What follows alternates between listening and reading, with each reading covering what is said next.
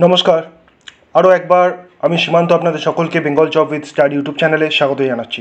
ব্যতিক্রম ঘটল না, আমফানের পর আবারও রেমাল সতর্কতা। হ্যাঁ দর্শক বন্ধুরা, সাইক্লোন রেমাল আসছে। লাস্ট কয়েকটা বছর যদি আমরা পশ্চিমবঙ্গের ইতিহাস দেখি, রেকর্ড দেখি, একের পর এক ঠিক এই সময় বছরে ব্যতিক্রম ঘটছে না এই ধরনের সাইক্লোনে। তো রেমাল নিয়ে কয়েকটি গুরুত্বপূর্ণ আপডেট উঠে আসছে, আপনাদের সঙ্গে শেয়ার করতেই আমি এই ভিডিওটা বানাচ্ছি। দেখুন, শক্তি বৃদ্ধি করছে নিম্নচাপ, আর শনিবার রাত থেকেই হয়তো প্রবল ঘূর্ণিঝড়ে পরিণত হতে চলেছে এই নিম্নচাপটি। এখনও পর্যন্ত আবহাওয়া দপ্তর সূত্রে আপডেট যেটা, 135 কিমি ঘন্টা গতিতে আছড়ে পড়তে পারে কিন্তু এই রেমাল। আর যদি তা হয় দর্শক বন্ধুরা, তো প্রবল বৃষ্টিতে বিপর্যস্ত হতে চলেছে কিন্তু আমাদের জনজীবন। আর তারই রেড অ্যালার্ট কিন্তু জারি হয়ে গেল। আমরা জেনে নিই সুরক্ষিত থাকতে কী কী ব্যবস্থা, কী কী সতর্কতা অবলম্বন করছে আমাদের প্রশাসন, বিশেষ করে পশ্চিমবঙ্গের কোন কোন জেলায় এর রেড অ্যালার্ট জারি হয়েছে। আমরা যেটা জানতে পারছি, ইতিমধ্যেই পূর্ব রেল কর্তৃপক্ষ তাদের সমস্ত প্রস্তুতি কিন্তু শুরু করে ফেলেছে। পাশাপাশি উপকূলবর্তী এলাকাগুলিতে কিন্তু কন্ট্রোল রুম ইতিমধ্যেই খুলে ফেলা হয়েছে। হাওড়া শিয়ালদা বিভাগের রেলে ম্যানেজার এবং আধিকারিকদের মধ্যে একাধিকবার ইতিমধ্যেই কিন্তু বৈঠক হয়ে গেছে। পাশাপাশি উত্তর ও দক্ষিণ 24 পরগনা ও মেদিনীপুরের বিভিন্ন স্টেশনগুলির সেট পরীক্ষার কাজ কিন্তু ইতিমধ্যেই শুরু হয়ে গেছে। নামখানা থেকে শুরু করে ডায়মন্ড হারবার এবং হাসানাবাদের মতো জায়গায় ঝড়ের সবথেকে বেশি প্রভাব পড়তে চলেছে এখনও পর্যন্ত আবহাওয়া দপ্তর সূত্রে এই আপডেটটা কিন্তু উঠে আসছে। এবং ধীরে ধীরে স্থলভাগের দিকে কিন্তু এই গতিতে এগিয়ে আসছে রেমাল।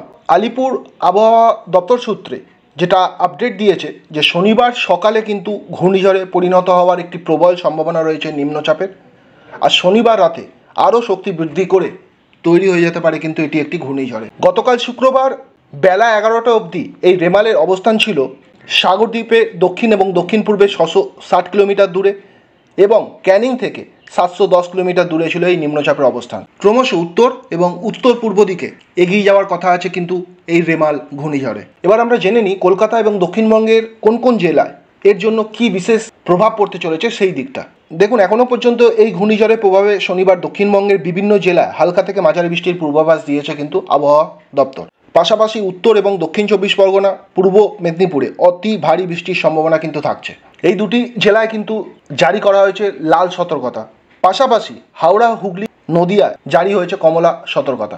মিনিমাম 80 to 90 কিলোমিটার এই ঝড়ে কিন্তু গতিবেগ থাকবে পার আওয়ার। এখনও পর্যন্ত আপডেট এটাই, মানে সর্বোচ্চ গতিবেগ 100 to 110 কিলোমিটার পার আওয়ার থাকছে, এটাই কিন্তু জানা যাচ্ছে। এর পাশাপাশি হলুদ সতর্কতা জারি হয়েছে 2 বর্ধমান এবং বীরভূমেও। ইতিমধ্যেই মৎস্যজীবীদের সোমবার পর্যন্ত সমুদ্রে যেতে কিন্তু নিষেধাজ্ঞা দেওয়া হয়েছে। এই ধরনের সাইক্লোনে সবথেকে ক্ষতিগ্রস্ত হয় কিন্তু আমরা জানি উপকূলবর্তী যে এলাকাগুলি থাকে সেই এলাকার অঞ্চলে মাটির বাড়ি থেকে ঝুপড়ি, এই সমস্ত জিনিসগুলি। তো এবারও তার ব্যতিক্রম থাকছে না। আবহাওয়া দপ্তর সূত্রে সেই আশঙ্কাই কিন্তু প্রকাশ করা হয়েছে। সুন্দরবন, বকখালি এবং ফ্রেজারগঞ্জ এখনও পর্যন্ত সবথেকে টার্গেটেড এরিয়া বলে মনে করা হচ্ছে, এবং ব্যাপক দুর্যোগের আশঙ্কা করা হচ্ছে এই 3টি জায়গাতে। ইতিমধ্যেই জলপথে এবং স্থলপথে এই 3টি এলাকাতে পুলিশের পক্ষ থেকে মাইকিং শুরু হয়ে গেছে দর্শক বন্ধুরা। অতএব বাংলার ঘাড়ে নিঃশ্বাস যে ফেলছে একটি অতি শক্তিশালী ঘূর্ণিঝড় রেমাল, তা বলার কিন্তু আর অপেক্ষাই রাখছে না।